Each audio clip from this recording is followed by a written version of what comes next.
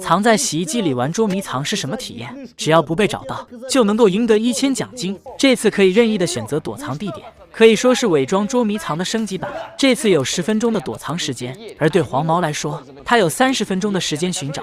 如果被找到的话，就要接受惩罚；反之，就会得到1000美元的奖励。小胖找来找去都没有合适的地点，就算躺在床上也非常的明显。老王走进房子里，不禁感觉这房子还是挺大的。老王真是经验丰富，直接就钻在了床底下。不过看起来老王还有更完美的地方。另一边的黄毛已经有点等不及了。小胖在厨房里发现了一个冰箱，现在他就打算把自己藏在冰箱里，把里面的东西全部掏了出来，甚至还把温度调高了。再来看看老王，老王来到了卫生间，发现他的空间非常大，甚至还在里面发现了一个洗衣篮。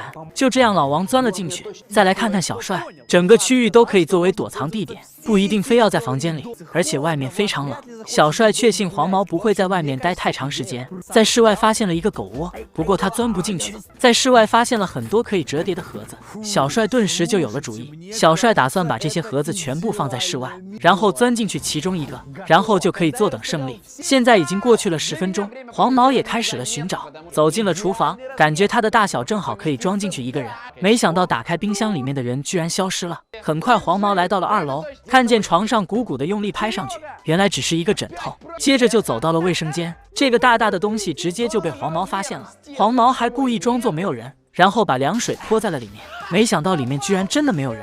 事实证明，躲藏者比黄毛预想的聪明。看来老王也及时转移了地点，来到了房间里也没有发现什么。透过窗户发现室外有很多白色的盒子，这里面可能有什么礼物。打开一看，原来是空的，这就让黄毛有点搞不懂了。说完就拿起了旁边的棒球棒，到底是谁在恶作剧？没想到这威力居然这么大。现在时间差不多已经过去了一半，黄毛越发觉得这就是一个恶作剧，正打算走的时候，又发现了墙角的一个盒子特别可疑，一脚踢了上去。好吧，还是没有人。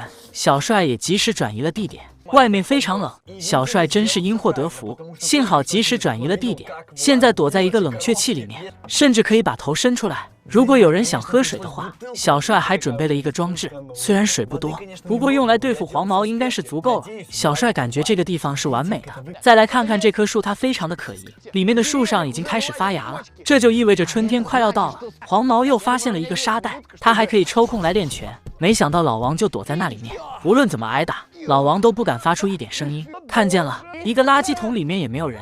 现在黄毛甚至觉得有人故意把他引到了室外，这简直是在浪费时间，这对老王来说简直是耻辱。室外非常的冷，老王也决定转移地点。此时黄毛喝了一点水，幸好小帅提前做好了准备，趁着黄毛去换水的功夫，小帅立马跑了出去。突然黄毛就发现了门居然开着，瞬间就得出一个结论，要么有人跑出去，要么有人进来。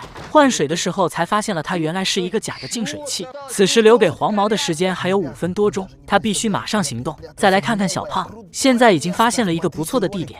黄毛非常生气，整个房子都转了，就是没有看见一个人。意外发现了架子鼓，黄毛决定前玩一下。令人意外的是，小胖口中的最佳地点原来就是在架子鼓当中。就这样，黄毛沉浸在音乐当中，小胖可是惨了，耳朵感觉都要穿孔了。小胖感觉耳朵都要聋了，这里是不能待了。再来看看老王，终于是找到一个温度的地点。为了找到这个地点，老王花了很多时间，这下终于是暖和了。现在黄毛来到了老王这边，打开柜子一看没有人，原来此时老王就躲在了沙发里面。不得不佩服老王，很快黄毛就发现了沙发的不对劲，看见了一只脚，甚至不明白老王究竟是怎么进去的。就这样，老王被淘汰了。现在小帅又藏起来了。此时黄毛来到了另一个房间，这下沙发还是床都不能放过了。没想到后面的行李箱竟然诡异的移动了。不过小帅的膝盖受伤了，他必须要坚持到比赛胜利。实际上黄毛已经发现了行李箱里面有一个人，不过他故意让里面的人受苦。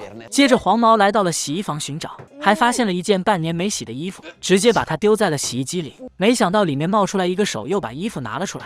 此时黄毛也假装看不见，又把大量的内衣裤子全部塞了进去。此时黄毛又不明白小胖究竟是如何进去的，原来洗衣机坏了没有后盖。就这样小胖也淘汰了。刚想上楼的时候又发现了小帅，移动的行李箱还真是闻所未闻。接下来就要接受惩罚了，瞬间就用毛巾抽在了小帅的屁股上，然后又把小胖的耳朵涂成了绿色的。老王就是用苍蝇拍惩罚。好了，下期带来的是挑战吃薄荷糖，喝最冰的水，完成挑战就能拿1万奖金。